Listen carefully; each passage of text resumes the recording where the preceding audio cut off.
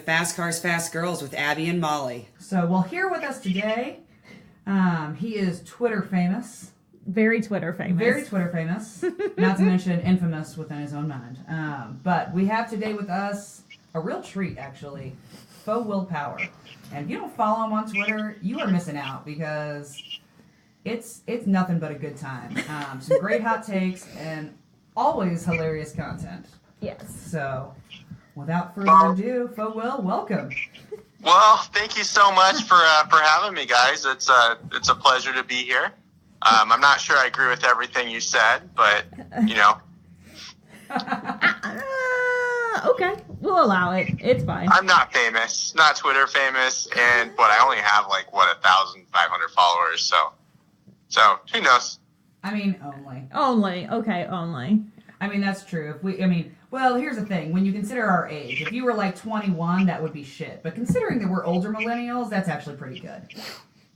That makes a lot of sense, yeah. See? Yeah. We're here to make you feel better about yourself. When you account for deflation, I guess? I don't know. I don't I don't know know. how that works. The economy. So, but either way, say Twitter famous or not, you always do have excellent insights into races and drivers, etc. So, I'm just some random wanker walking around the paddock. That's all I am. one of two. Yes. The real and the faux. One of two. So, well, excellent.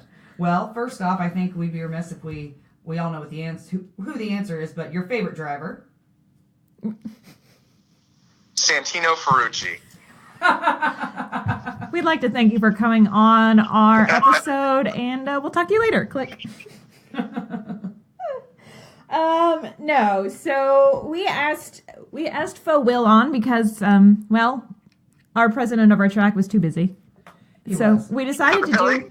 Yeah, really. So I was the plan B for Doug. That's amazing. I feel so much better right now, guys. Thank you so much. Well, you're welcome. You're welcome. You are just under Doug in our list of people to have on. How does that sound?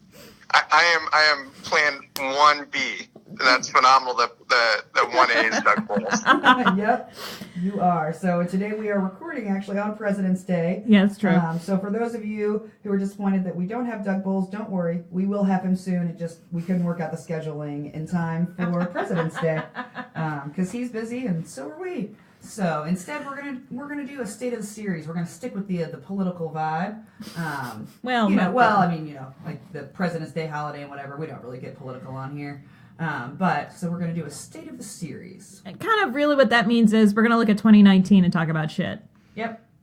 So let's kind of kick it off, kind of looking at the drivers we have so far, knowing that just exactly last week, we had some upheaval in our paddock. I don't know how to start this off. So let's just kind of go through. All right, this is what we're going to do. We're going to do this real easy. All right, AJ Foyt Racing.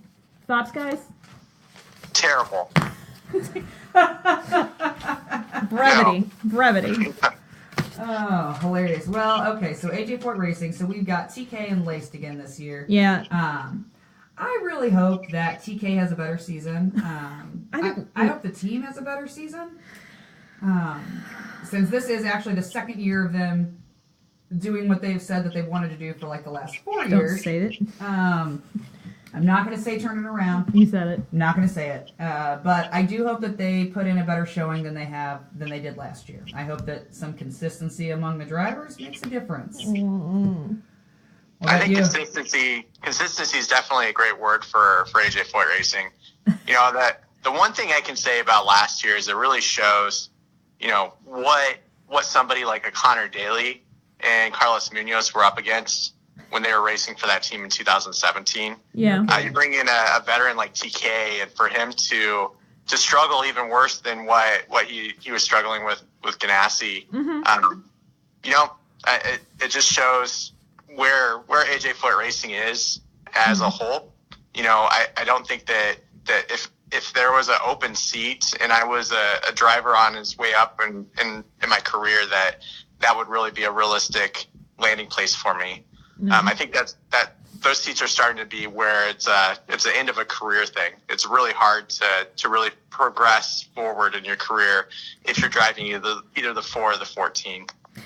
Sadly, I would have to agree with that, which is a shame because, I mean, I've said it many times, you would expect a team with AJ Foyt's name on it To be better? to do better. To be better, to do better. Yeah. And this year they've got the former Chip Ganassi manager. He stepped over. So, I mean, I don't know. You know, TK has familiarity with them. Going back to that word consistency, perhaps that will help. But it just, that team just struggles. And I, for the life of me, can't figure it out. Yeah. Many nights. I don't think Larry Foyt can figure it out most nights. I think he was pretty clear about that in Portland. Well, I think with that team, it's not just the drivers. It's not just the team itself. I think that they're just set up even just structurally incorrect. Having two separate team shops, having the cars being separated, bringing them together for a little bit, and then keeping them apart for the rest of the season. You know, the organization itself structurally is not set up for success. Yeah.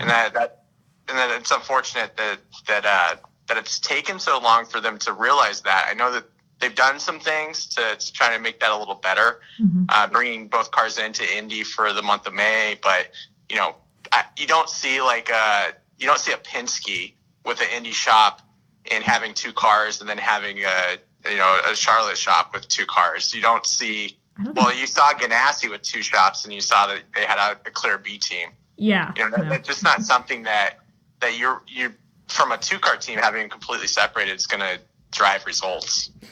Well, it really works against them. I mean, I feel like, you know, to go from the cost difference from one to two cars is significant enough that you would want the benefits of two cars, which is that you're sharing information, you're building off of one another, and when you have two separate shops for only two cars, you're losing all of the positives from having two cars. Oh, exactly. There's not that ability for one car's team to see what, you know, worked for the other one, take it back to the same shop, almost replicate it. And it just, I think that split is really what's killing them. And I think they need to make that decision. Now, on the good side, I can say that Mateus Lace is getting awesome on social media. I don't know if you guys have been following AJ Foyt Enterprises social, but those are some of the best videos. Is the post session coda videos with him. This is going to be a great season for him, and following along as he gets better and better. Right. At being camera facing is going to be amazing this year. It is a marked difference. I think last year he was very quiet and reserved, and we were like, ugh, really? With TK, it's hard to be. And he's really came out of his shell, I think, as an individual. So that is kind of fun to watch. I will say that. It is. He does seem to have come into his own. So if nothing else, I hope that they are at least entertaining for us off the track.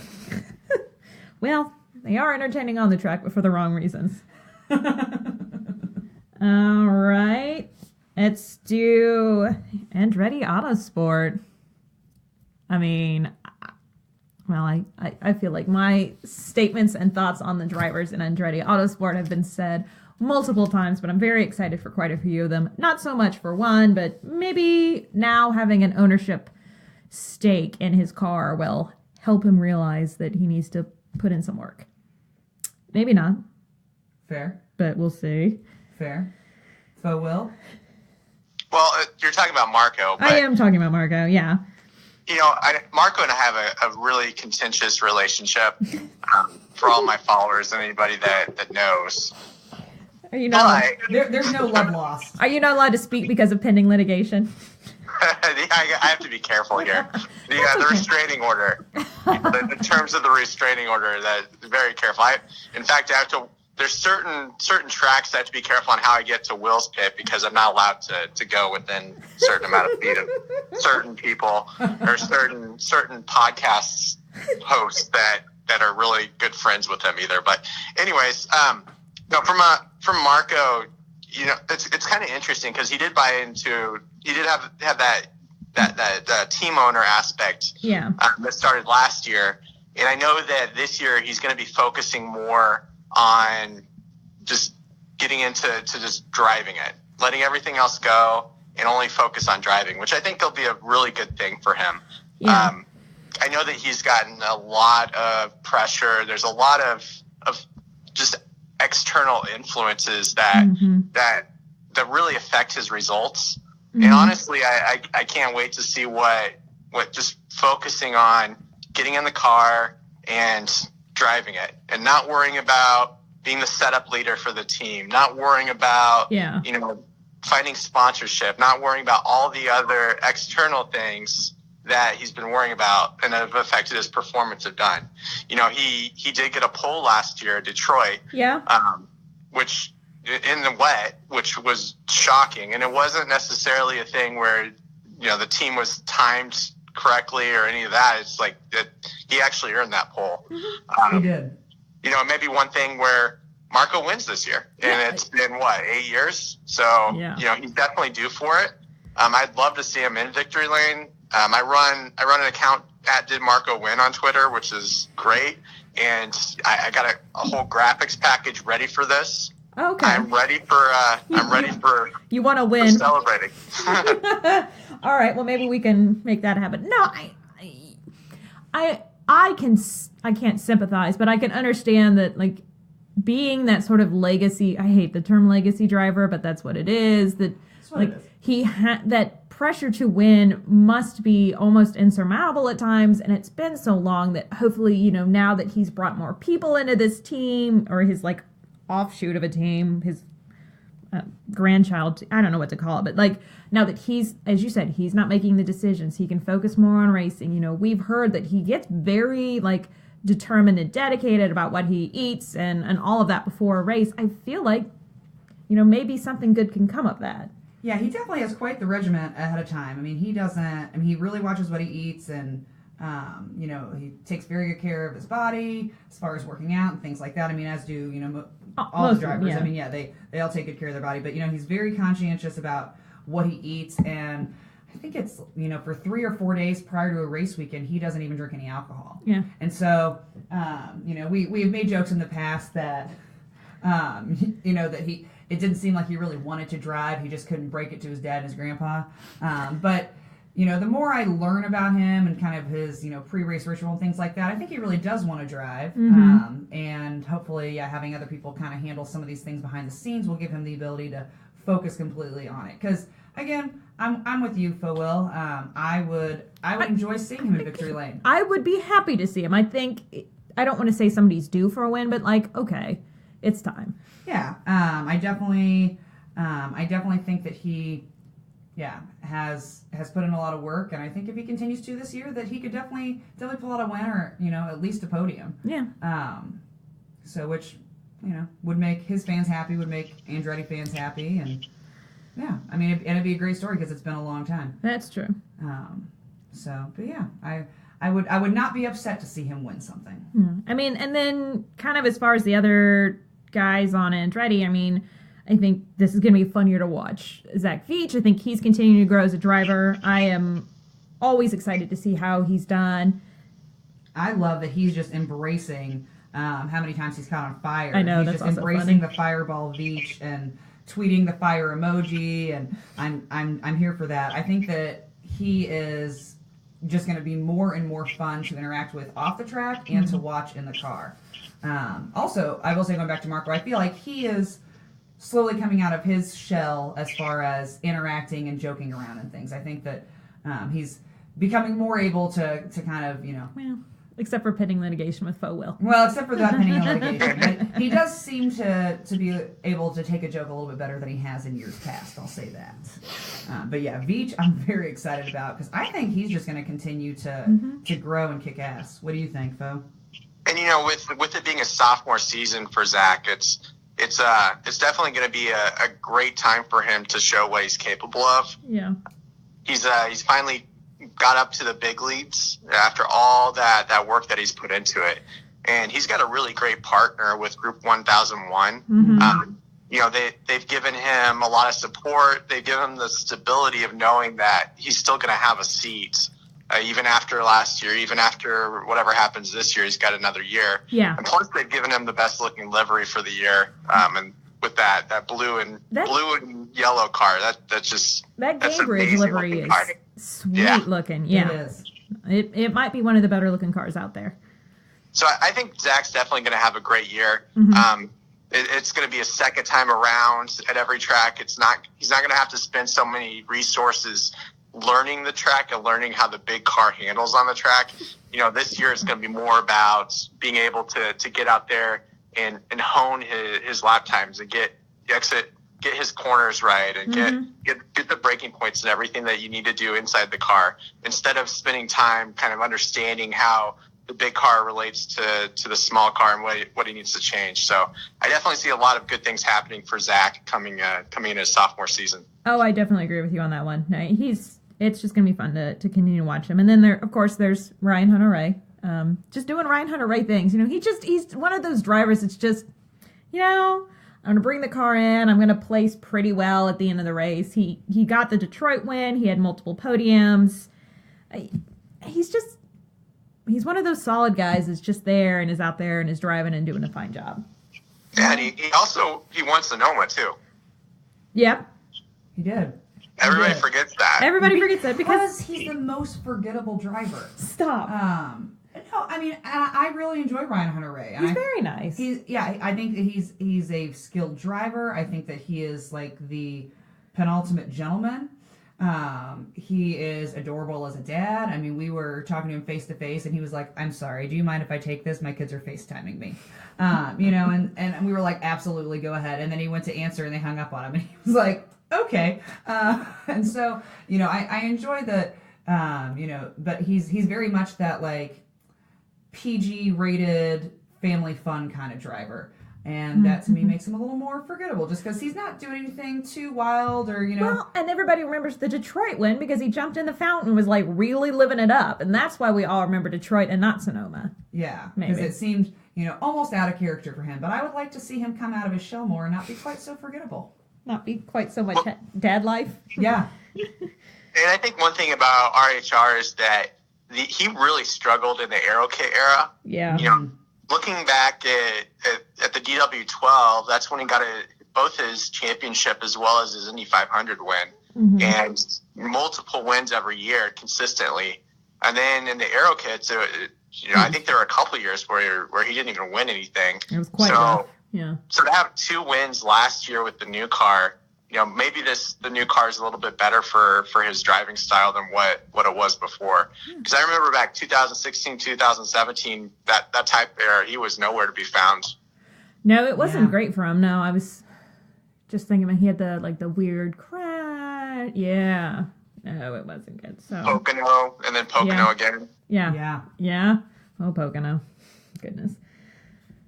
And of course, any discussion of Andretti Autosport would not be complete without Rossi, who, if what I read is correct, this is the last year of his contract with Andretti Autosport. Really? This is from the internet, so, I could be wrong. Please don't at me about that. Interesting. But, I don't know. I don't see him going. There's a few spots that are open, but I don't see him really leaving Andretti Autosport. I can't imagine that's going to happen either. What do you think, Phil? Will? I think he's going to be a Penske driver at some point, but I think it's a little too early for that. Yeah. But his methodology, his demeanor, everything about him just screams Penske. It does scream the Penske way. I would agree with you 100% on that one. Yeah. I think if Roger could get 4 cars and make things happen, I think that would be a good spot for him.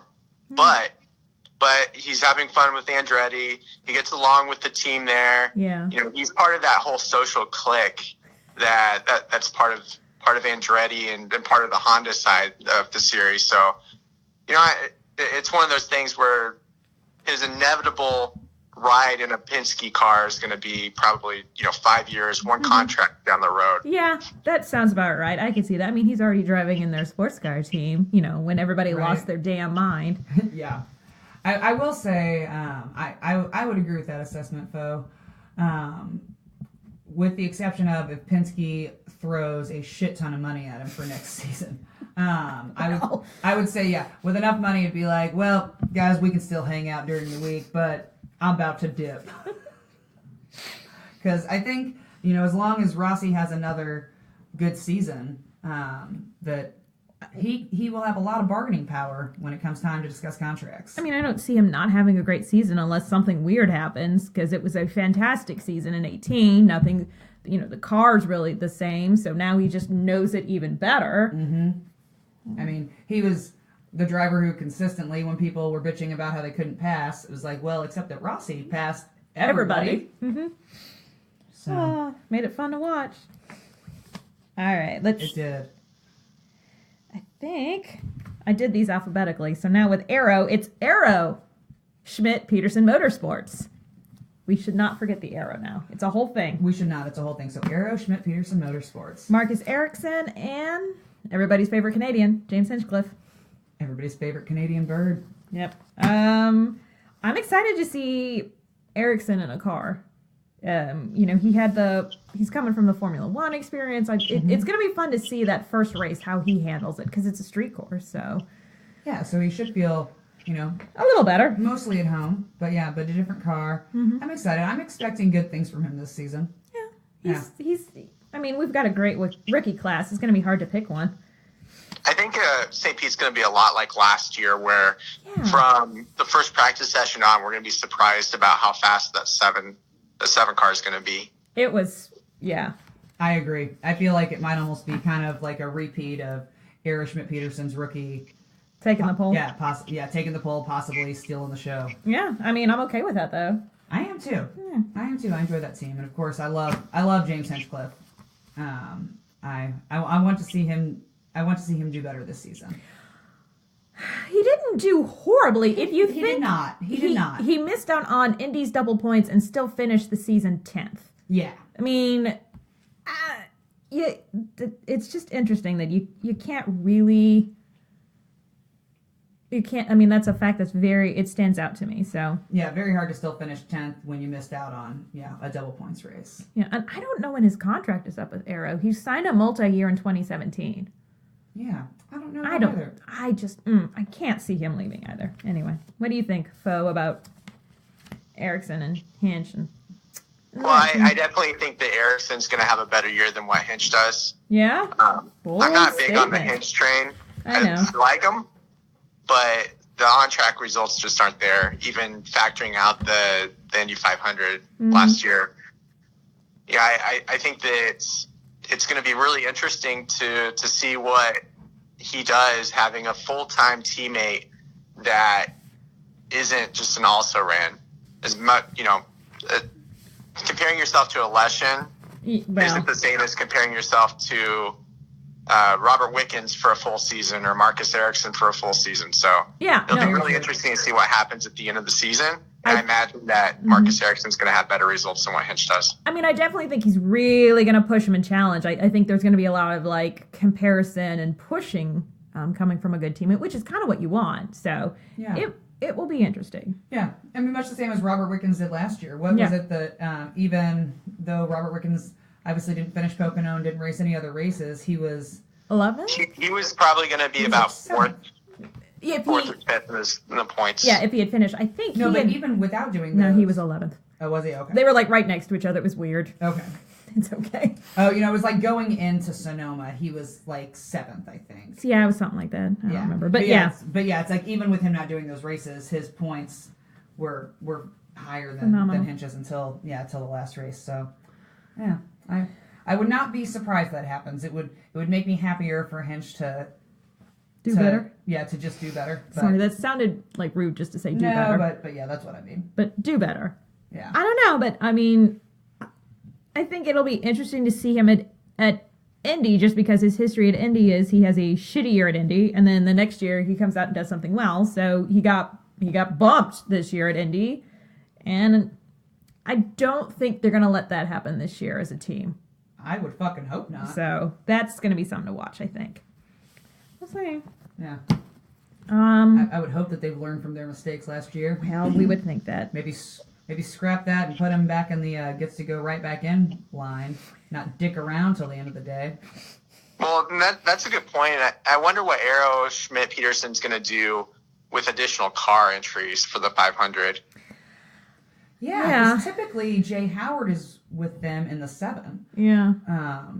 So That will be, yeah, that's kind of one of those unanswered questions. Maybe it's answered and I haven't read it yet, or they're not telling us, but that is the unanswered. Yeah, Because they usually have 3. they do. Well, Well- and I will say, last year was probably the only exception because Molly and I discussed with Faux Will about, bump day and things of that nature, and Faux Will, you had an excellent an excellent point of view that I hadn't thought about, which is that bump day can be really shitty for sponsors if your car doesn't make it in. And I would say that Arrow would be the only exception to that rule, because I feel like they got more news and more people talking about them and notoriety, etc., because Hinch got bumped than they would have had he just made it in. That's one of my hot takes that I don't like to talk about because people hop all over me on it. But I was shouting that last year for the beginning of the year around bumping. Bumping is bad for the sport. Yeah, and we discussed it in St. Pete with you. Yeah. Yeah, I was talking about that at St. Pete. Yeah. It's funny because Aiello actually got some of the SPM guys on record and published a story from the sponsor and from the team perspective in April or so, which was really ironic considering that was the team that got bumped. But from a business perspective, on the business side of IndyCar, looking at things from a team owner, looking at things from a sponsor, looking at things from a driver, it doesn't make sense to have cars get bumped. So the example is Arrow's Arrow is probably one of the only sponsors that has stayed, but you're a driver like a Connor Daly. You work all year to secure funding for a ride. So you get Air Force on board, you get that marketing pitch, you're showing them what the ROI is going to be, what the experience is going to be. And come bump day, you're bumped out of it. So Arrow just dropped $1 million. They dropped $1 million. They literally have no ROI because your car is not in the 500. Do you think they're going to be back next year if that happens? And the answer is no. Yeah. You're exactly right. For a smaller driver, for a struggling driver, it would have been one-off.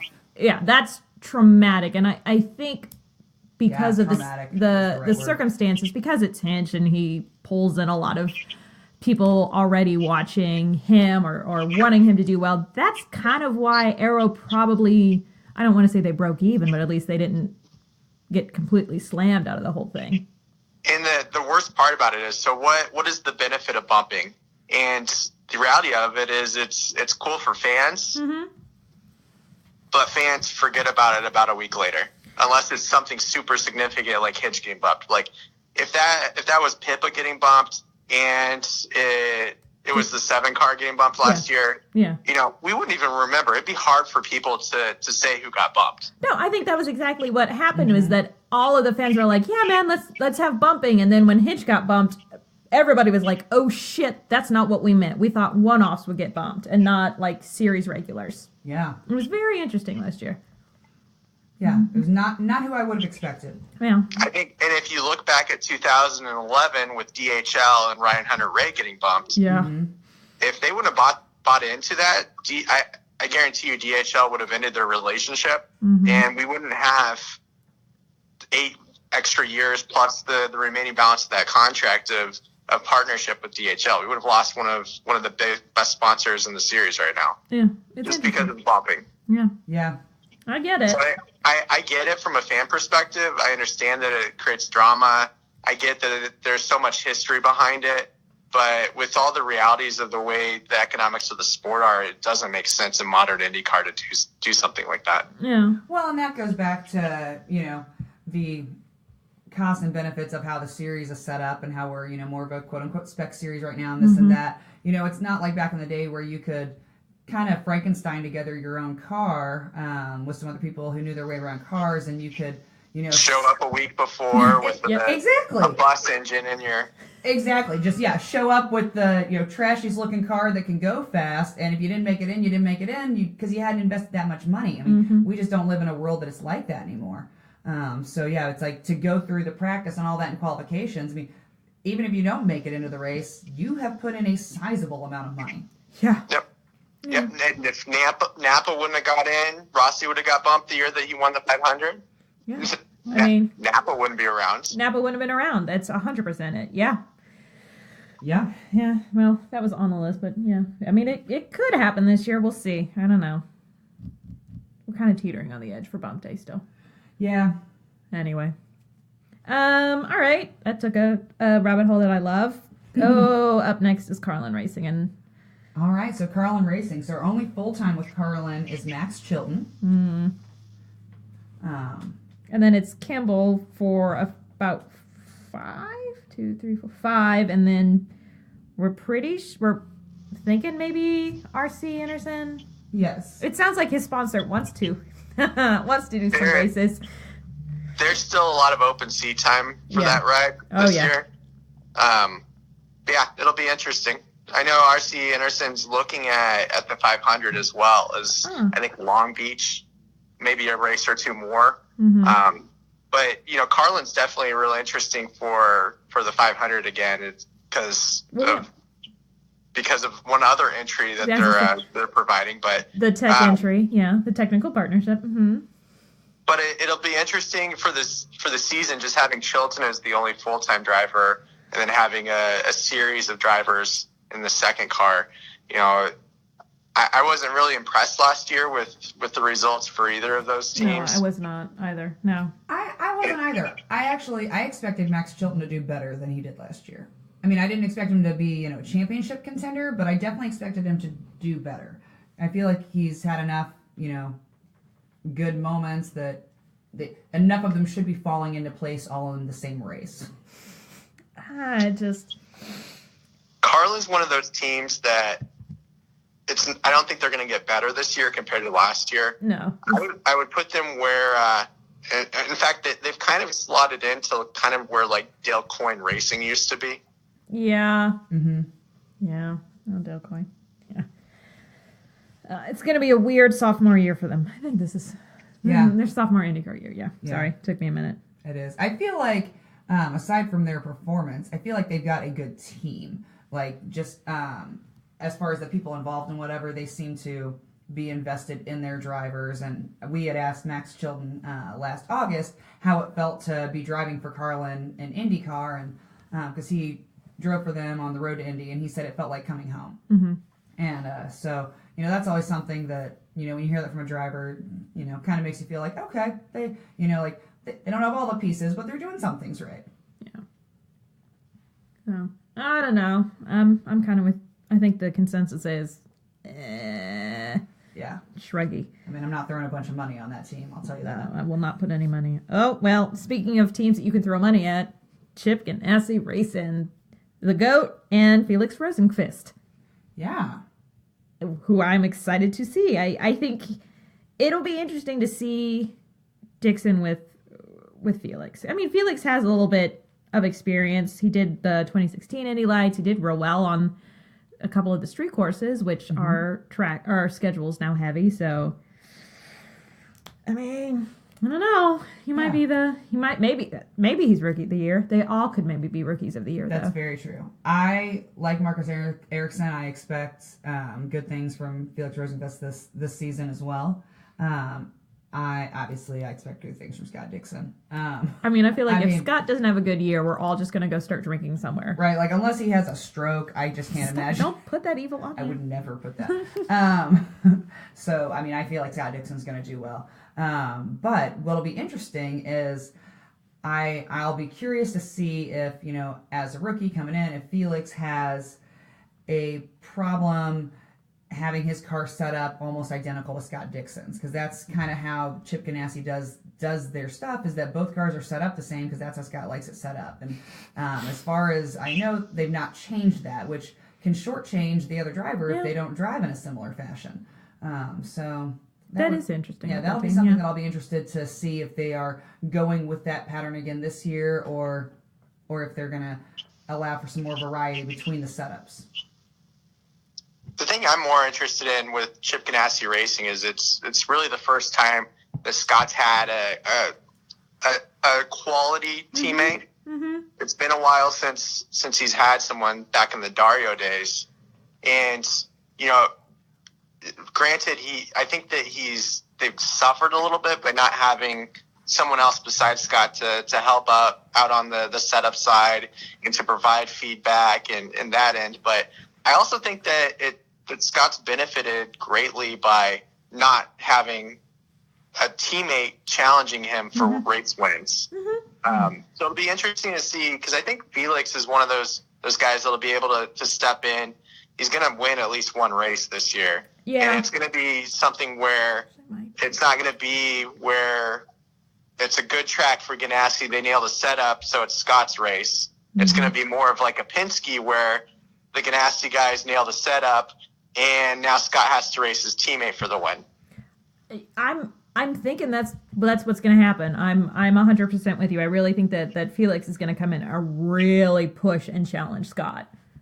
As far as like, all right, you were like GOAT, everybody agrees it, but like, hold on, now you've got a teammate who is going to step out and really put some stuff down. Yeah, it just comes out. I'm here to fuck some shit up.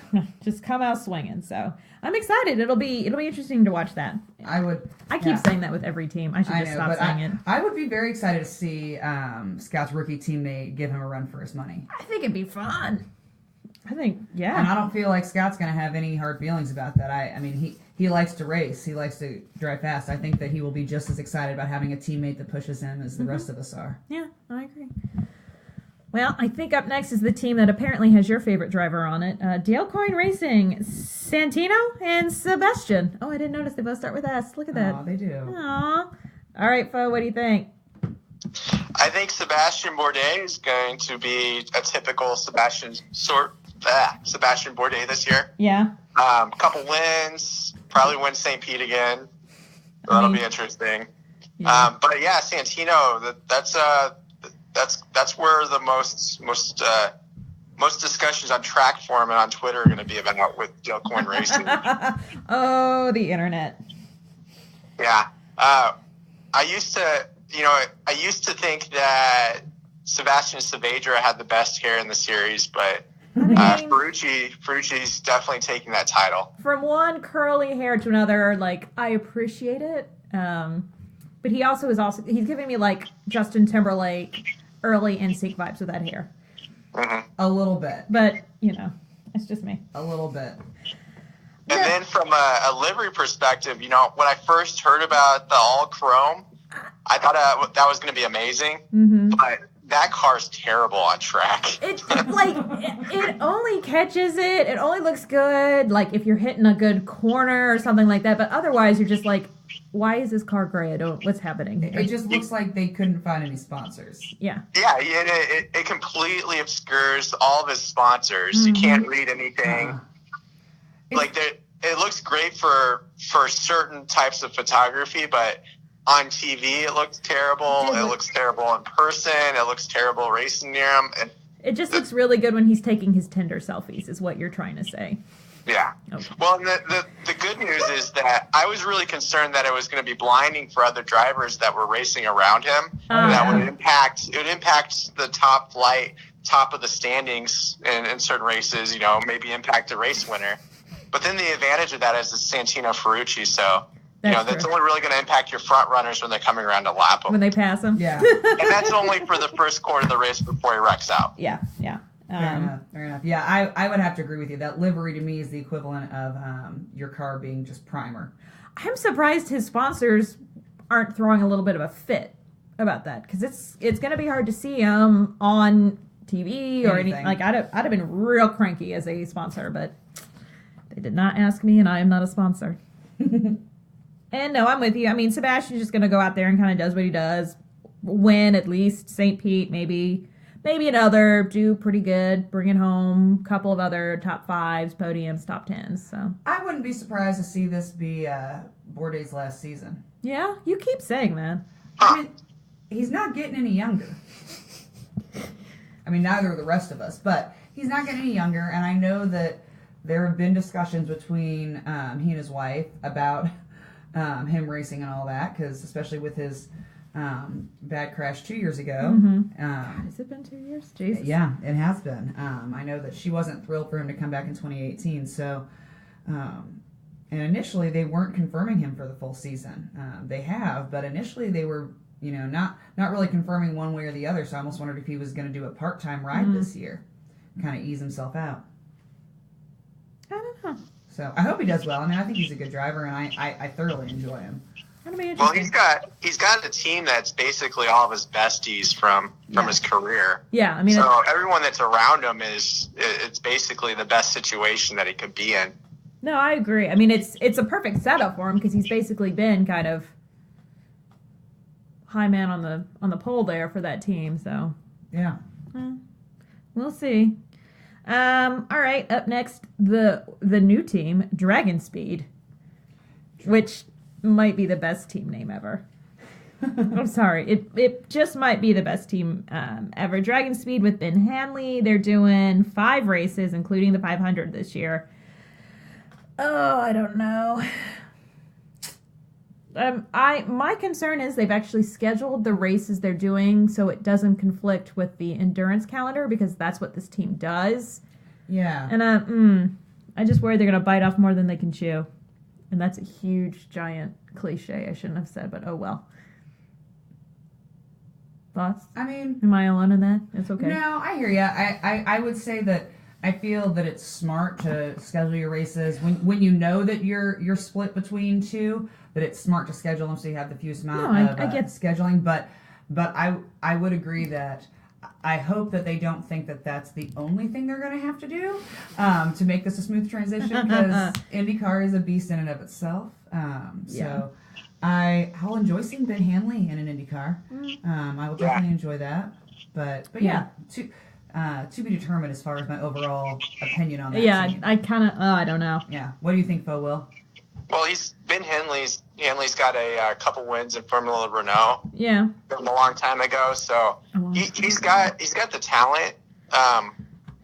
Granted, they're not going to be at the top of the pack, but they're definitely going to be a solid mid packer. Yeah, So he's kind of that, like, Adam as your 4th car if you're doing fantasy IndyCar. Exactly, for cheap. Yeah, IndyCar Nation. Yeah. But it's nice to see Dragon Speed with 5 races. It's nice to see them coming into the series. Hopefully they can figure out what they need to do, find the funding, and come back next year as a full-time entry. Yeah, like, I'm never not against teams coming in. I'm just like, ugh, doing, like, both endurance and... You just don't want to see him come in and half-ass it. That's exactly what I want you to come in, and even if you're doing a partial season, like, commit to the partial season only and hand. But it's me. I get worried about stuff like that. Ron Swanson, never half-ass 2 things, full-ass one thing. Yep. So, I'm with you. I would, again, I love seeing new teams and new drivers, and, the more interest and more people that want to be a part of this sport, I'm for it. But yeah, like, don't come in and think that because you do endurance that you're going to be able to half-ass it and whatever. I think that's disrespectful to the other drivers and the other teams and to the sport. I don't think that that's what they're doing. I mean, I don't think that's their intent. I'm not trying to say that. But it's like, if it seems like they're half-assing, I'll be like, come on, guys, you're better than this. You should be better. Be better. All right. Up next is the team that breaks my heart every year. Ed Carpenter Racing. Ed Carpenter Racing. Breaks my heart every year. Well, Fo Will, do you want to start off on why he's not the oval specialist? Or? I was wondering if you wanted me to talk or not. We'll let you start off. So Ed is not the oval specialist. He is not. Yep. I like Ed. I like the team. I like people that work on the team. Right. But it's just Ed Carpenter needs to win the 500 so Ed Carpenter will step fully into the owner role and not try and do 2 very important roles at the same time. Because he is trying to full-ass 2 things, and he's not full-assing either one of them right now. Speaking of Ron Swanson, yes. Yeah. Yeah. He needs to decide what he wants to be when he grows up. He wants to win the 500, and I think we all are in agreement. Until he wins it or something else big happens, he's not going to stop. Anyway. And then there's Ed Jones, who's the road course buddy, TM. I've trademarked that. That was interesting. With Scuderia Corsa, so that's cool that they're coming in on that partnership. Yeah. Well, I enjoy Ed Jones. I'm an Ed Jones fan. You are very much an Ed Jones fan. I am. I'm excited for him to be on Ed Carpenter's team. I think that he'll be a good road course buddy.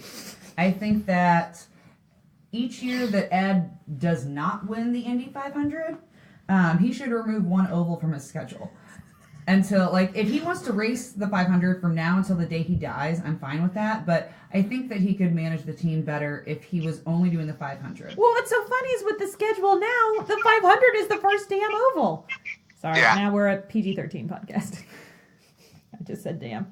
So I've said the F word like 3 times already. I wasn't paying attention. Well, yeah, I agree with you, though. I mean, Ed doing a one-off for the 500 is there's no difference for that. Exactly. And doing ovals only. It just makes more sense for him to do a one-off, especially with the way the schedule's set up now, because it can't, like last year you had Phoenix leading up to it, so at least, all right, he's in the car to do an oval prior to, but now it's like, why bother? Yeah. Why bother? Or do the 500 and another oval as a one-off, but it doesn't make sense anyway. Yeah. Yeah. I'm sorry. I guess the advantage of doing a one-off with Ed is that, you know, he could really put together a ringer of a crew. Yeah. You know, that type of guy that worked on Penske and is just a little too old to do a full season. Yeah. And so now he's not with Penske anymore. Mm-hmm. You know, those are the type of people that Ed could get if he's doing a one-off and put together a crew that's just as good as any full-timers. Has a lot of experience. Mm-hmm. I mean, you know, and then he could put himself in the same position he was in last year. Yeah, and they do well typically they do well at Indy. At least have a good showing starting off. Yeah. I mean, he could do a one-off and do fine. He's been in the Fast 9. He was the second best car last year. Yeah. So, yeah, and then of course Spencer Pigot, who I believe his contract ends at the end of this season. Oh. Is Pigot going to pull a Newgarden and leave? I don't think that Pigot's going to have a good enough season to be able to pull a Newgarden. He's going to have to really show something. Yeah. And bring funding. Yeah, well, that too. Yeah. Well, and that's the big question too. They lost Fuzzies as a basically title sponsor for the team. Yeah. I'll be interested to see what livery they're running. Yeah. Same. It's just gonna have Ed's name on it, right? Well, a lot of that is take your money out of one pocket, put it to the other. So I mean, I don't necessarily think Fuzzy's leaving's that big of a loss for them, but yeah, it is interesting to have 2 full timers plus an extra at the 500 and not have anybody on the side pods. Yeah, it's like even from an associate sponsor perspective, the only associate sponsor is Tony George. So stop it. They have preferred freezer. I didn't think that Christmas presents counted as sponsors. Didn't you know that's what he got for Christmas this year? A sponsorship? A sponsorship. A 500 ride. Damn, our parents need to step it up. I'm just saying. That's mean. We're horrible. Horrible people. I don't want to talk about and I'll just say about Spencer Pigot, like, I don't have anything against Spencer Pigot. I just don't particularly love Spencer Pigot. He's vanilla. I have no feelings about him. Yeah. He's kind of like Ryan Hunter-Wright. He's just, well, there's Spencer. Okay. Right? Like, he could do great, he could do shitty, and I'm like, whatever. All right. Spencer's just going to show up, do his thing, and then leave. Yeah, he's very vanilla, and aside from the fact that he looks like he could possibly be Ed's illegitimate son. No, he doesn't possibly. He is. He is. He very much looks like, like a Ken doll. He does look like a Ken doll. He does. He does. He looks like almost like a Stepford wife kind of look in his eye. Like, well, then he'd be perfect for Penske. Yeah. I'm sorry. That was mean of me. Yeah, I know. It's an interesting team. It just breaks my heart every year. I know. I want to see Ed Carpenter Racing do well because we're from Indy and he's from Indy, and that's all that matters to me. I want to see it do very well. Yeah. All right. Up next, alphabetically, is the Harding Steinbrenner Racing team, and God in heaven, we don't have all the time for everybody's thoughts about the current situation. We don't, although we didn't address it at all last week. Because we had an interview. So, Will, why don't you start us off here? You're really going to do that to me? I mean, if you would prefer to go second or third, that's fine. I hope the team makes it through the season. I think everybody hopes that. Yep. Yeah, so there's a lot of things on the back end of the team Yeah. from a funding perspective, from a team organizational perspective. So there's a lot of stuff going on right now at that team. I can say, though, I was really impressed with what Colton was able to do at Coda. Yeah, he did during put the it on top. preseason spring training. Yeah. Yeah. And even looking at taking that one car out there to Laguna Seca, he put up some pretty decent times. Now, granted, it is practice, so Right. it doesn't mean anything, but it is very rare, even in practices, to have a team like HSR, be at the top of the leaderboard. So it'll definitely be a season filled with drama. Well, I mean, Colton's Agreed. not a bad driver. I mean, No, he's definitely not. No. Award had the better record, but Colton was right behind him. So Well, and Colton got injured near the end of their season. yeah, but I mean, I'm just saying he's not bad. But no, he's not a bad driver at all. He's not. But I think what's unfortunate is all of the behind the scenes and more like team issues are going to overshadow the results he's going to be able to put up. Oh, I think we've already seen that happen. Yeah, I mean, it's... even just last week with the testing at Coda, after the Pato Award news came out, Harding Steinbrenner couldn't post anything on the internet without just getting annihilated by IndyCar fans. No matter what they posted, people were just blowing them shit about Award left and right. We've said it before, we'll say it again. IndyCar fans on the internet can sometimes be the worst. We love them, we are them, but we can be the worst sometimes. And so I think that you're right that's going to be a hard thing to overcome this season. Is that making sure that his results are outshining the existing drama. Yeah. I do think they're going to last the whole season because I think that. Well, I'll say this. Steinbrenner and Colton Herta will definitely last the full season. Whether or not the Harding part of that does, It's just going to become I do not know. Steinbrenner racing. yeah. And somewhere my father just smiled because he loves the Yankees, so.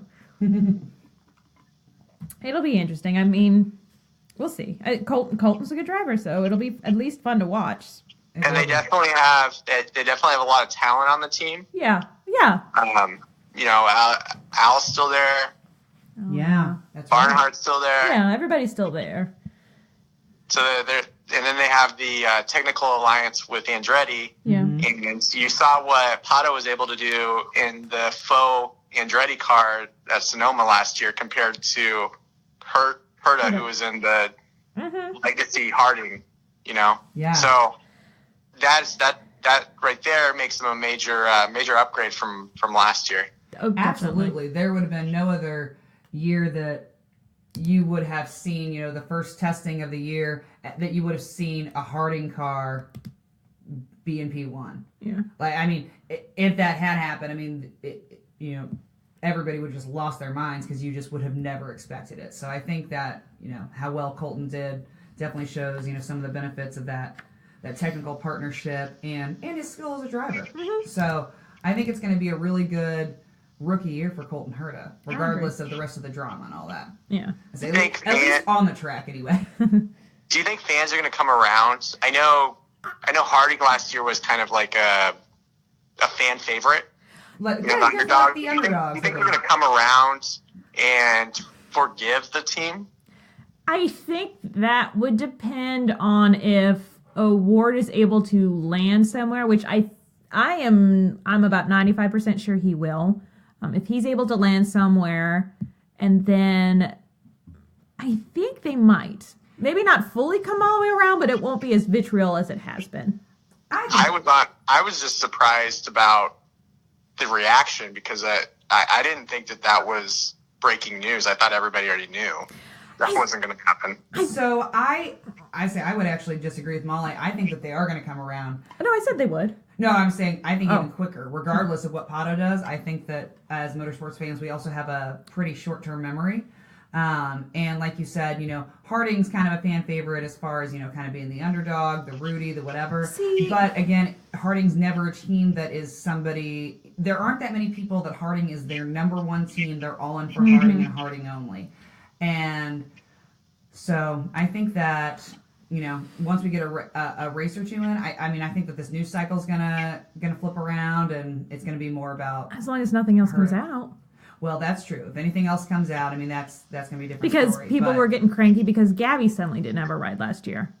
True. So it just feels like as much as people want to cheer for them because they are somewhat of an underdog, there's just this like weird cloud of suspicion that hangs over them now. So I have seen a lot of people post, or say things, that it's like Harding's making it really hard for me to want to root for them right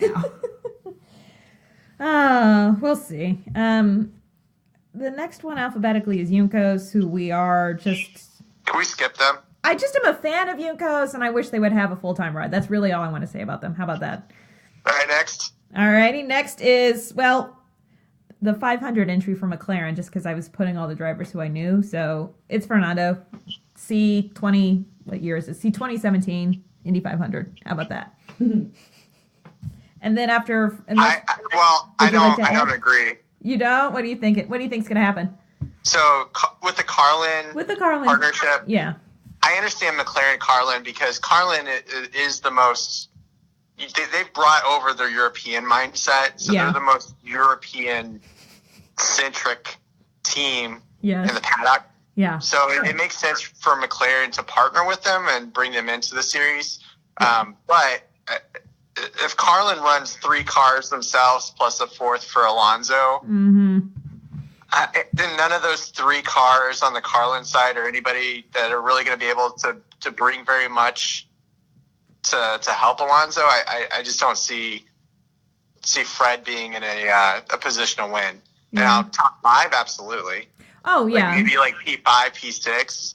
That if everything goes to plan and he doesn't wreck. But I don't see him really being a contender. I don't think he's gonna win it. I mean, I'm gonna go ahead. I'll call that shot real quick. I don't think he's gonna win this year. No, and not with that team. With that partnership, yeah. That partnership, yeah. It's. I think it will be. I think Carlin will put a lot of their, kind of like what you said, a lot more of that emphasis for the 500 on the McLaren partnership than their regular drivers. I think Yeah. so. For McLaren, this is This option C. Yeah. And I think if option A or option B would have happened, they would have been in a whole lot better of a scenario. Mm-hmm. Oh, definitely. I think they just almost waited a little bit too long. That's kind of part of it, I feel like.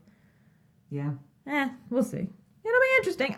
Also, I just enjoy Fernando because he's a little bit of a piss, and I'm kind of here for it sometimes. He is. I love his sassafras and the fact that he just gives no fucks ever. Sometimes I'm here for it. It's okay. No, I'm 100% here for Fernando not giving a shit about anybody else.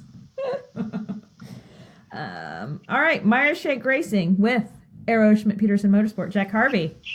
I love Meyer Shank Racing and I love Jack Harvey. Like I know I you were gonna cannot say love that. them more. I knew you were going to say that. Yeah, no, it's true. In fact, one of the things I'm going to try this year is that anytime they have a VIP event, I'm going to show my ID and see if I can sweet talk my way in since my last name's Meyer. So, Well, don't say that out loud, damn it. none of them are listening to this podcast. And if they are, it's because they enjoy us, and then they'll definitely let us in. They'll be like, "Oh shit, our last name's Meyer."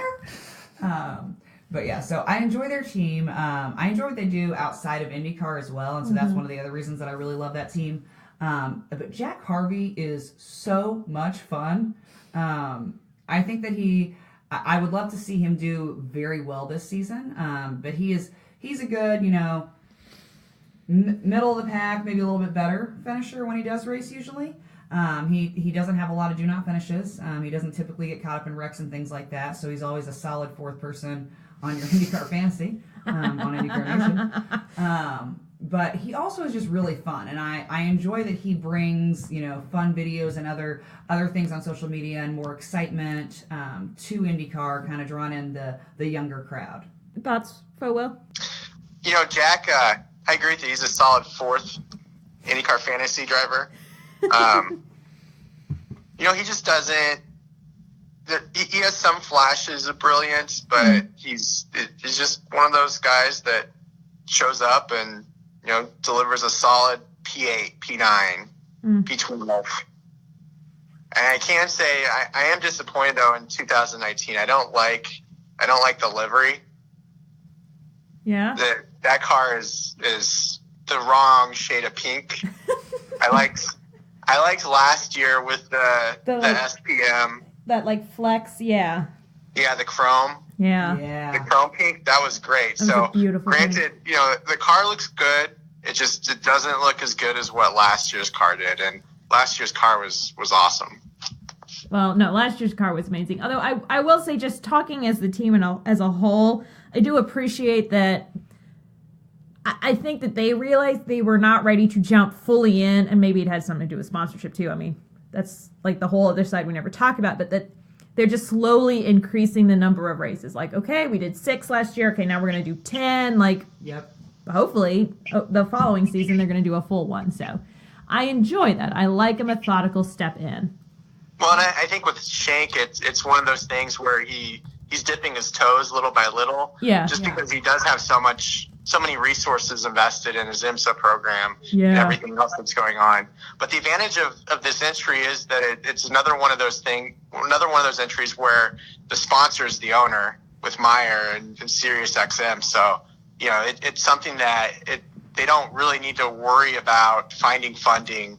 They don't need to worry about what the long-term future is because, they're basically writing checks to themselves. Yeah. Yeah.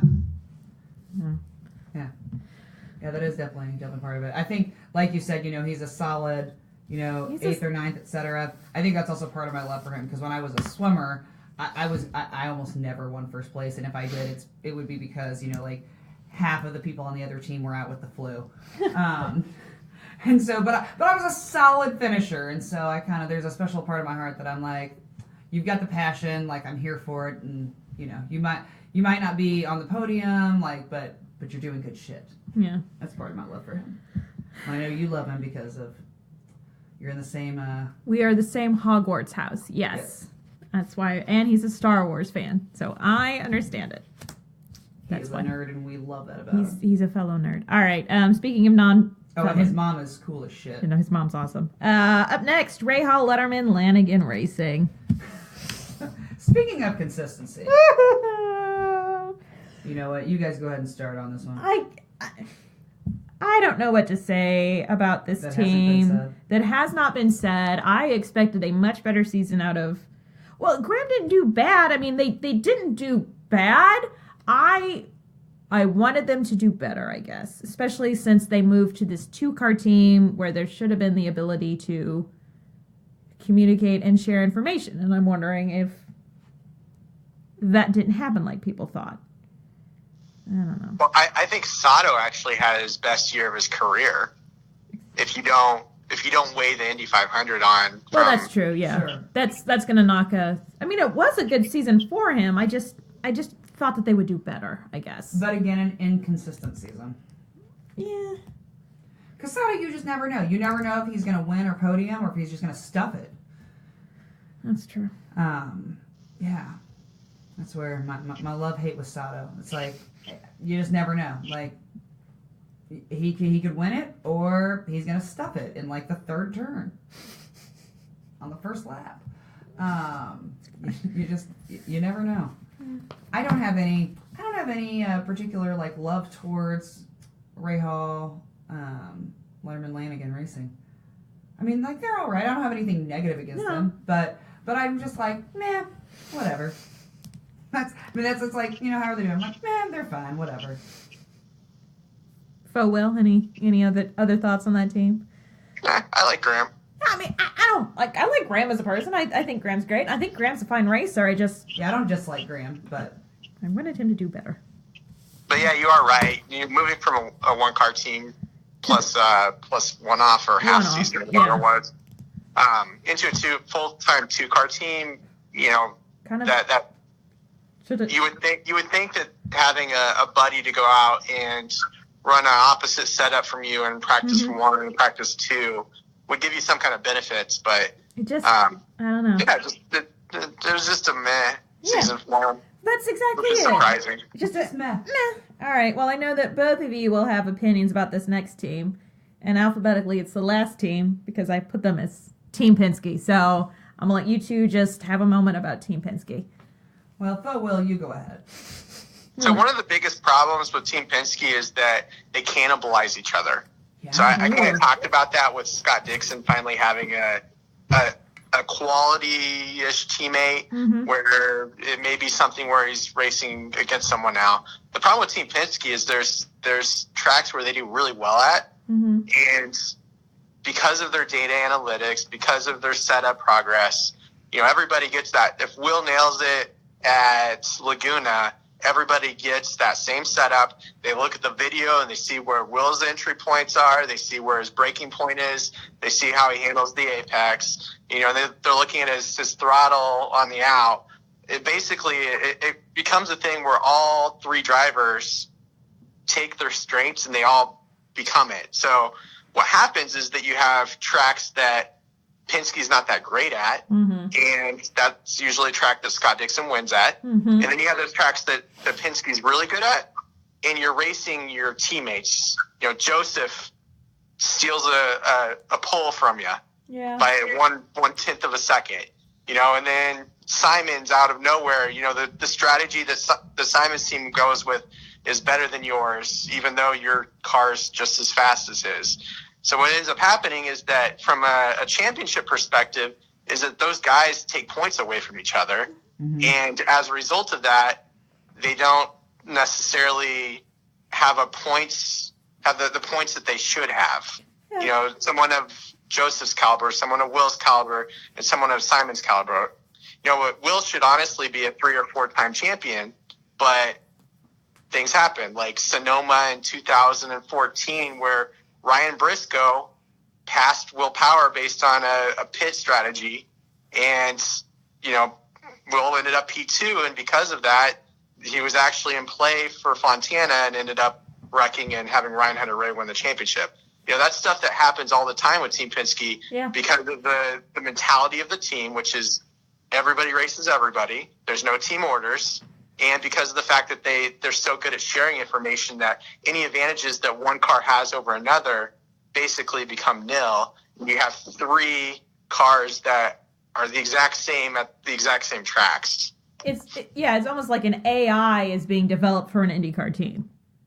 Yeah. I mean, if you really think about it. I would say almost even like socialism within an IndyCar team. It's like these are our resources and we're splitting them evenly. Oh, I love it. It's the socialist IndyCar team.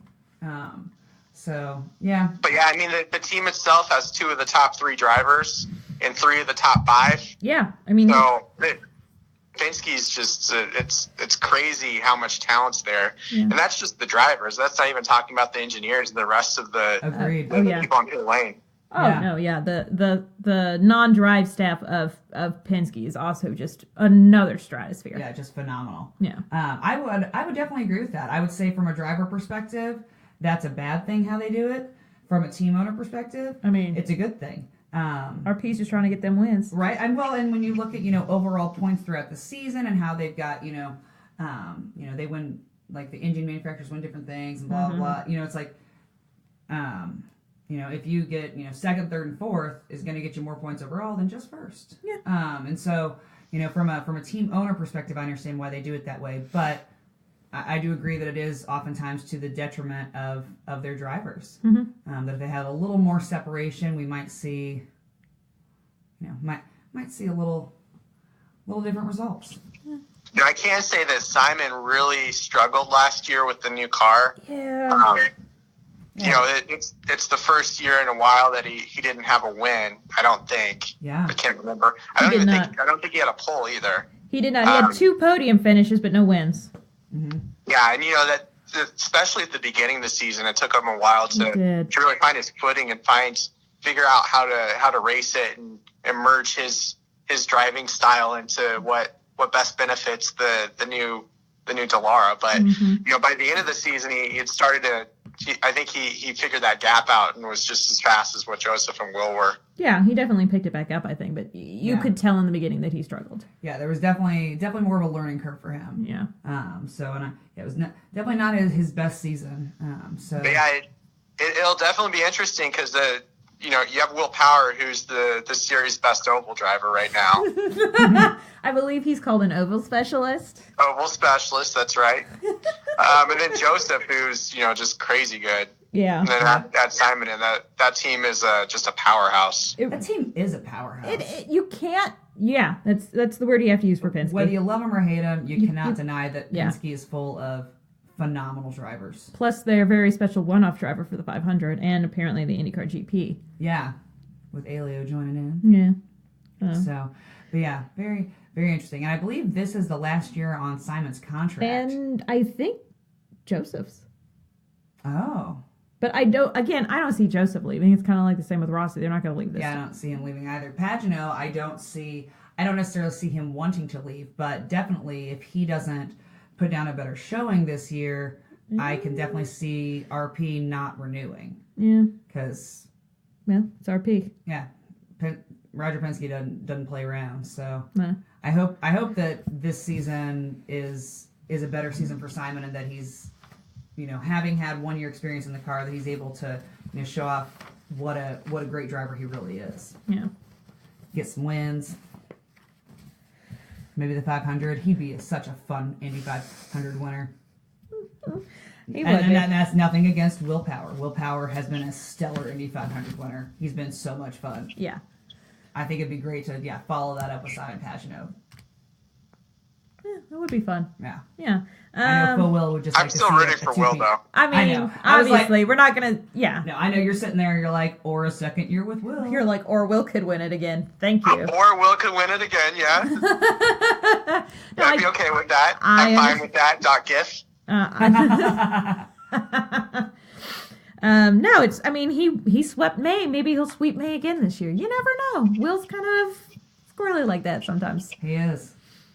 Little crazy little Australian. Well, and I can bring that kind of back to like our Marco discussion about changing mindset. I don't know if you guys knew Will back in the 2014, 2013 time period, Yeah, all the but time. he is so much more positive now. He doesn't really care about all the negative stuff, letting other drivers, letting fans get under skin. Yeah. He doesn't care about that stuff anymore. He's positive, especially after having Bo. I was about to say that. He is so different, and because of that, it's crazy how much of a different driver he is. I would agree with that. Yeah, you can definitely see that in him. I think that's growth as a person, but also growth as a driver. Like, let me just shut this out and keep going. Like, all right, whatever. I don't care. I'm going to just drive. Yeah. Yeah. It's very cool. Yeah, I mean, I would definitely agree with that. I wouldn't be unhappy to see him win the 500 again. I've always Hell no. enjoyed him as a driver, but I wouldn't be unhappy.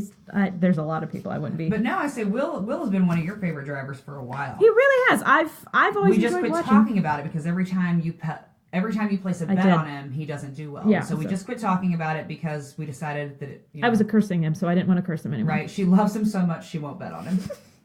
Without real money. Gambling commission. So the last driver that I kind of put on here because they don't have a team, but they did have a team is Pato, and I kind of feel like we've talked about him, and I'm hopeful that he lands somewhere. I think he is. He's got the scholarship. He's going to at least get a few rides out of the deal, hopefully. Yeah. I mean, I hope he lands somewhere good. I was sad to see what had happened, but especially with some of the information that's come out since then, not necessarily surprised. But I will say that being, a 19-year-old, I have been very impressed with the way that he's been handling things on social media and publicly. He's been very mature and respectful and, not really speaking out of turn and not bad-mouthing people. And I feel like that's definitely something that's hard to do at any age when you have an opportunity that you've been working towards your whole life kind of ripped out from underneath you, but especially at that young age of 19. Mhm. God in I have a heaven. friend who actually says that he doesn't even like anybody until they're at least 23 years old.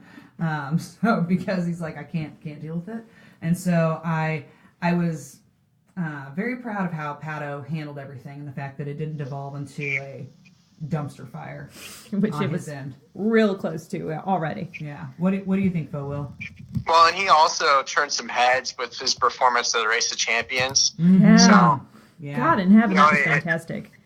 it's one of those things where if he doesn't get an IndyCar ride, granted he doesn't bring funding, but if he doesn't get an IndyCar ride, he'll I wouldn't be surprised to see him in a different series. Yeah, and I think that's to the detriment of IndyCar. So hopefully he gets a ride. Yeah, it would be a shame for him to not continue in IndyCar because I think that he will do very well in IndyCar. Yeah. I am sad because I would have loved to see him and her to go head to head on that team. Yeah. It would have been very fun. Real fun. It would be very cool if he was over 21 because I think that he'd have a lot more chances to bring some significant funding into a ride. Yeah. Yeah, agreed. Background. Yeah. So. All right. Well, we've run through all the teams. We've taken up quite a lot of time talking. We about really football. have. So we're gonna scoot through. So rather than discuss all the tracks, everybody tell me the one track you're most excited about. That's awesome. Coda. Coda. Okay. I was going to say best race was the question. So, yeah, you think Coda's going to be the best race? That's all right. Oh wait, best race? All right. Oh, That's a different question. Okay, you're most excited about Coda. We'll ask two For the different track, questions. Okay, how about you? I am. You know what? I'm gonna have to go with Coda as well. Actually, Look at us not even going to Coda this year. I know, but 'Cause I'm I'm very excited about it. I'm gonna put it down too. I didn't think I was going to like it as a track until I saw spring training there, and I was like, I'm here for elevation changes though, because it's so wild. Yeah, it is like a roller coaster. It really and is. watching the in-cars to the S's without the Yes. power steering compared to Formula One. Like an in-car in a Formula One around Coda doesn't look that great, but No. Scott Dixon's the footage the IndyCar released was of Scott Dixon around there. Oh, it's beautiful. I love watching it. Oh, I know. All right. What are the top two things, because we are going long, so I'm going to try and run through things, that you are excited about for 2019? I'm excited about Night Iowa being back. I think that's going to Yes. be the best race of the season. Yes. Yes. And then secondly, I'm just excited about all the positivity and all the positive momentum that the series has. Really excited about the new title sponsor.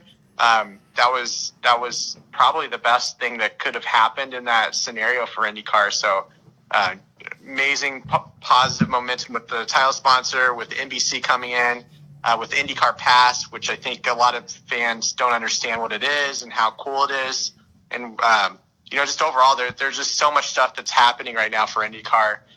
Great racing, great teams, having new teams join, having new sponsors come in, having new tracks come in. It's just there's just so much cool, positive stuff happening right now. Is Mark Miles running? Is this Mark Miles? Is that you? No, because I didn't say any of Mark Miles' words. I know. No, I agree with that. All right, you. Yeah, I would agree with what you said. As far as the most exciting things, I am very excited for Iowa to be a night race. Okay. We're going to go to Iowa in person for the first time this year. Very excited about that. Yeah. In fact, we're actually going to all the ovals this year. Hell yeah, we are. So I would say that would be my personal most exciting thing is that we're going to see all the ovals live this year. And I mean, that's okay if that's what you want to choose. yeah, no, that is what I want to choose. All right. I am actually very excited for the crop of rookies we have. I think it's going to be a hell of a time watching the rookies and seeing how, is one going to become a standout? Or are they all going to just battle each other to the end? Because I'm here for that too. And I think, this is me being technical, it's the second year with the whole changes to the car and everything. And I know first year was some people had, as we talked about, some struggles, and here we are. We're year two now. It'll be interesting to watch. So the rookies will be fun, but the old dogs will also be fun because they should know what the car should be doing. In theory. In theory. Something you wish was different for 2019. Look, I'm going to make you be not positive, Fo. So I wish. Okay, here's how I'm going to spin this because I'm mini Mark Miles, but I wish that the IndyCar Pass introduction was a little different because yeah. they took a lot of heat on that, and I don't think people really understand what that OTT product is and the things that it's going to be. Like, it's a full production for practices, like Kevin Lee in the booth. Yeah. Interviews, following around a team around practice, so you get that you can really experience what it's like for a team going into an IndyCar practice 2 session, how they prepare for qualifying. Having, the IndyCar radio guys are great. Yeah. The static free YouTube streams were great last year, but that's not what IndyCar Pass is. IndyCar Pass is a fully produced production. So I wish that the fans actually knew or took the time to read and took the time to understand what that is before they complained about it online. So you're saying you wish that people on the internet actually looked at what they were complaining about? Yeah, that's a long stretch of a wish, right? I get it. But yeah, it was definitely not marketed it felt as like well as it could have been to what it actually is going to be. people just were like, oh shit, I'm paying $50 for this. And we were all like, For the ship that I saw free last year. maybe you should look at it a little closer, guys. It's going to be fine. We're Yeah, getting it's this like together. you're actually getting more. It's not just a random YouTube stream that we are going to charge money for now. It's like you said, it's going to be a fully produced thing. Yeah. What about you? What do you So. wish was different for 2019? Um, I'm asking because I'm writing all this down. That's why. yeah, I wish that Juncos was doing more than one race. Yeah, I get that. I kind of wish there were more. I'm a big oval fan. I understand and I enjoy street and road courses. There's just something about an oval for me. So I do wish we had a few. Look at me sounding like all the old peepaws on track forum. I wish that we had more ovals on the schedule. Such a Gomer. I'm not Robin Miller in disguise. I promise. Let's just call shots. How about that? Because it's time to call shots. Do you guys feel ready to call some shots? I think so. Just straight off the cuff, hot take. All right. Don't think too long. Rookie of the year. Oh, why are none of you going? I have mine written down. Marcus Ericsson. Okay. I've got Rosenquist. No, that's what I was. You can put him too. I know. And I'm gonna go Erickson as well. Okay, well, never mind. Both of you can kiss it. Who's going to win the championship? I mean, I don't know why everybody looks at me like I don't. I know. I don't know. Okay. I'm waiting for you guys. Alexander Rossi. That's who I always pick. All right. There you go.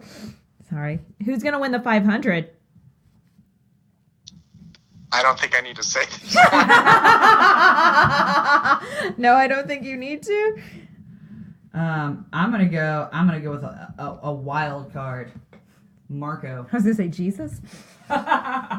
Oh my gosh. Wow. If he wins, I don't know what's Can going to you write that? Can we? Oh, no, I'm writing It's it written down. down. I'm just saying it's the 50th anniversary of Mario's win, and if he's gonna win it, this is the year. Like, if there's any extra juju in the air, this is the year for it. See, that's why. Yeah. So is IndyCar going to NASCAR it like Danica won the pole for first Daytona 500? Or are we gonna see any weird things from race control? Not if we're around. That I don't know. I don't think so. I think that's the one thing about that race maybe they won't do. But see, I took the same sort of similar juju route. I said Hinchcliffe because he got shish kebabbed and then he won the pole. He got bumped, and I feel like the track will be like, okay, fine. The track isn't like the soul of the Indianapolis 500, not race control. Would be like, all right, child, it is time. I will let you win, but just once. So Interesting. I would love to see Hinch win. yeah, it's fine. I mean, it's just kind of that same sort of juju thing. All right, should we have bumping? Any thoughts on who you guys think will get bumped? I mean, I wouldn't be surprised if Pippa got bumped again. I feel so bad. It's that Dale Coyne equipment. Let's be I don't feel real. bad. It's the one-off Dale Coyne equipment. I don't feel bad. That's why. And for anybody that doesn't like Pippa, go on to YouTube and search for her press conference right after she got bumped last year, and that was heartbreaking. And watching that, I think that anybody that doesn't like her, that shows how much Indy means to her and how much, she's a prototypical driver that the IndyCar fan base should love. Somebody that's heart and soul is about making the Indianapolis 500. So I hope she makes it this year, honestly. But yeah, she's probably going to get bumped on, unfortunately. I think it's Hanley's Dragon Speed's also probably going to have an issue. Yeah, it's probably a good one too. That's a good bet. I mean, I said a rookie, and I think Dragon Speed would be it. All right, back to cool things. Best. What do you think is going to be the best race this year? Iowa night race. Oh, okay. You? I obviously said you and I cannot pick the 500. I know, no, obviously not. Yeah, I'm torn between Iowa and Texas. See, I picked Iowa night race too. Iowa is the race that if you have a NASCAR fan or somebody that isn't interested in IndyCar yet, that you get them to watch, especially the night race. Oh yeah. That is the race where there's things going on every single lap. There's real racing, and there's so many strategies developing. That is the race that anybody that enjoys any type of oval, NASCAR site or whatever, you get them to watch. The dirt track fans, any of that stuff. Dirt tracks love. That is the way. You push that Iowa race, that is the way to get them to tune into IndyCar and really follow the series. I agree. And plus, Wake Vortex seas coming off of the rear wings is amazing, and you don't see that until it's night in Iowa. And that's just, I love Iowa. Iowa's amazing. I cannot say how excited I am for it to be a night race again. I think that's probably the one on my list that I am just ready to go to already. Yeah, I'm giddy. Yeah. I'm giddy about it this year. I should have flipped these so we didn't end with this question. But what do you guys think is what's going to be like the sleep race or I don't want to use the word letdown? The worst race because that feels horrible, but I will say the one that is going to be overbuild and will underperform. I think we chose the same one. Laguna Seca. Yeah, It's not ever going to be like it was when we used to race there, That's and exactly everybody's going to expect that. Also, we're going at a time of year where, again, it's brown everywhere and looks like we're in the middle of a damn desert. And I just don't know why we keep fucking doing that in that area of California. But we do. And so I think that everybody's really excited about it, and they're all giddy about it. And then when it happens, everybody's going to bitch that it's just like Sonoma, and it's really not that great of a race. And I feel like the track kind of needs a lot more facelift, I guess, would be part of it too. And once you take the nostalgia away from Laguna Seca, everybody's going to kind of be like, all right, well, it happened. I absolutely love Sonoma. Sonoma was one of my favorite tracks to go to. But yeah, you're right with like the, I don't know if you guys saw the picture from Sonoma with green grass. That was crazy. But I think that Long Beach will probably be the most. Don't say that. If it's disappointing, I think Laguna. If it's just the worst race, is going to be Long Beach, just because that's Long Beach. But Long Beach is also my second favorite race to go to because of the experience and everything around it. So that's one of the things where if you ever, for Long Beach, you shouldn't watch it on TV. You should go and actually go to the race. Well, we will be this year, so I'm excited. We will. I'm very excited. I am, you know what? That might, Long Beach is up there with like Iowa and Texas for me on excitement level, just because we've not seen a race in California yet. I know. In person, it's our California race. You're going to go to Long Beach every year after going this year. Long Beach is an amazing time. We have heard that from pretty sure that's what's going to happen. I also have family from Long Beach, so I'm excited to go out there. Anyway, that's not important. All right. Well, we like to end it by giving our honored guest, Mr. @Faux Willpower on Twitter. Although, are you currently Faux Willpower sponsored by the Arepas? Presented by. I'm sorry, it's a presenting GP St. Pete Arepa. Oh, yes, vendors. I cannot wait for those. Those are so good. Yeah, I'm excited. It's my first presenting sponsorship, so it's the little old I lady. gotta plug those Arepa vendors from GP St. Pete. I'll once I get there and I map it out, I will be putting a map out with each Arepa vendor, so that if you're at the track, you can go and you can support those vendors that support me on Twitter. What if we take a selfie with the vendors? What do we win? Yeah, that would be amazing. Yeah. Will there be a selfie contest? Well, wait a minute. We're happy to participate. I don't know what kind of budget you think I have with them, but one free Arepa from the end of the day. That's what you win. That they would throw out anyway. Well, congratulations on your presenting sponsor. We're very proud of that you. is very exciting. Very, very big things happening in the world of faux willpower. So, but again, find them on Twitter at faux willpower. and we also like to let them have the last word. And what's the last word? Looking at the state of the series going into 2019, what do you want to say? That you haven't said Marco already? Andretti's going to win a race in 2019. Oh, damn! Shot called. Okay. All right. right, I'm putting excellent. this down. Well, Faux Will, thanks again for coming on. We appreciate it. And everybody, thanks for listening. Have a great week. And we will see you all later.